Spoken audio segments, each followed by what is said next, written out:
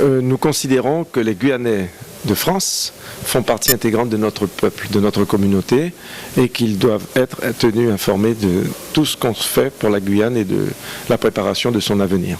L'avenir de notre pays passe par une nouvelle gouvernance. Nous considérons que nous formons un peuple responsable et qu'il est en mesure, ce peuple, de prendre en main sa destinée. Alors, nous sommes clairs, nous n'avons jamais dit que nous étions des nationalistes, des indépendantistes. Peut-être que lorsque les Guyanais choisiront cette voie, les Guyanais le feront en toute liberté.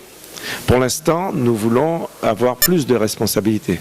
Dans le cadre de la France, qui est un État qui est resté à beaucoup d'égards très centralisateur, et dans le cadre de l'Union européenne. Nous considérons que nous voulons être aujourd'hui des régions associées plus étroitement à nos destinées par des transferts de compétences, mais qui ne soient pas des transferts gadgets, mais de véritables transferts pour nous donner plus de moyens pour pouvoir agir pour l'intérêt public. Exemple, la question foncière, la terre, doit revenir aux Guyanais à travers ces collectivités.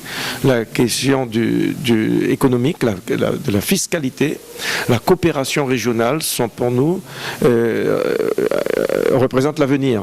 On a un exemple, aujourd'hui, le carburant est un carburant aux normes européennes, alors que nous sommes en Amérique du Sud. Et lorsque nous voulons discuter avec nos voisins, le Venezuela, qui est un des premiers producteurs de pétrole, nous sommes dans l'obligation de demander au gouvernement une autorisation.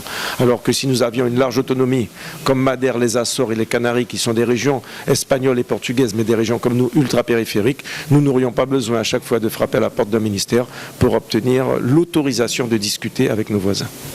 Pourquoi organiser autant de consultations? N'aurait-il pas été plus efficace de rencontrer directement M. Gégaud, secrétaire d'État d'Outre-mer, ou encore le gouvernement?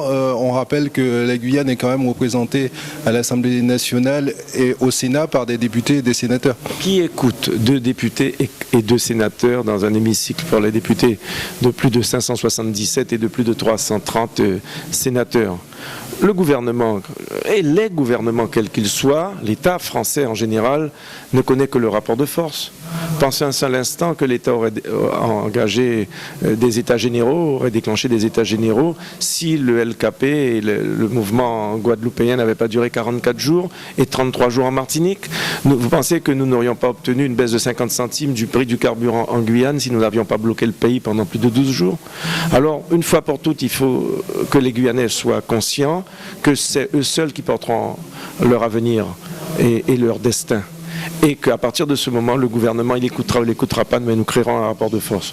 Moi, je suis convaincu que les élus sont de moins en moins écoutés et que la démocratie représentative est complètement mise de côté par rapport à la démocratie participative. Et c'est ce que nous faisons aujourd'hui. Alors nous sommes des élus et nous considérons que nous devons être à côté de notre peuple, l'entendre et l'écouter et porter nos propositions. Mais je suis convaincu que le gouvernement comprendra, parce qu'il n'aura pas d'autre solution s'il veut défendre ses intérêts, les intérêts qu'il porte chez nous. Il sera obligé de nous écouter. Et n'oubliez pas que la Guyane, pour le gouvernement, c'est d'abord une ambition du spatial. Quand la fusée part, ce sont des milliards de bénéfices pour l'Europe. Lorsque la fusée ne décolle pas, toute la Guyane est enrhumée. Et il faut en finir avec cette pratique. Quelle est la feuille de route de ces consultations? Je le disais au début de cette interview qu'on en était à la 14e. Cela suppose que vous avez déjà rencontré énormément de monde. Vous avez sillonné les communes de Guyane. Quelle est votre feuille de route? Alors d'abord, le débat n'est pas simple parce qu'il y a un décalage dans l'information. Et puis vous savez, on a tellement pollué les esprits sur la volonté que nous avons à vouloir faire bouger les choses. Et certains pensent que c'est parce que nous voulons l'indépendance, l'autonomie, etc. Alors que nous voulons simplement vivre mieux et de façon différente. Et, enfin, nous voulons être respectés. Alors jusqu'à la mi-juillet, nous continuerons nos consultations, nous terminerons nos rencontres dans les communes, dans les quartiers, et puis ensuite nous ferons une synthèse.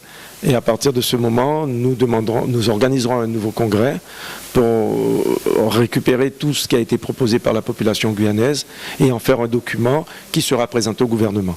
Si le gouvernement est d'accord, il semble que le gouvernement est prêt à nous écouter, soit prêt à nous écouter, puisque dans sa déclaration du 19 février, lorsqu'il nous avait reçus, M. Sarkozy avait dit tant qu'on reste dans le cadre de la Constitution et que les pays d'outre-mer veulent des statuts particuliers, il est prêt à jouer le jeu. Alors on verra si les paroles se transformerons en acte, nous prendrons à la lettre ces déclarations et nous allons après discuter avec le gouvernement.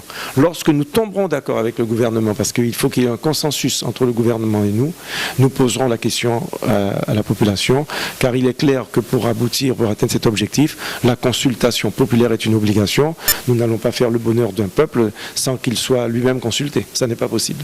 Donc vous organiserez un référendum en Guyane? Voilà, nous espérons l'organiser avant la fin de l'année ou en 2010. Mais alors, ce qui nous ennuie, c'est que les élections régionales arrivent et commencent à polluer le débat, parce que beaucoup se focalisent sur des résultats, sur des élections régionales, alors que nous avions souhaité, demander au gouvernement de repousser les élections régionales à 2011, le temps de nous laisser le temps d'organiser cette consultation.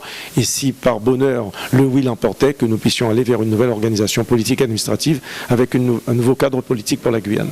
Je vais vous libérer, M. Karam, je sais que vous êtes attendu. Dernière question.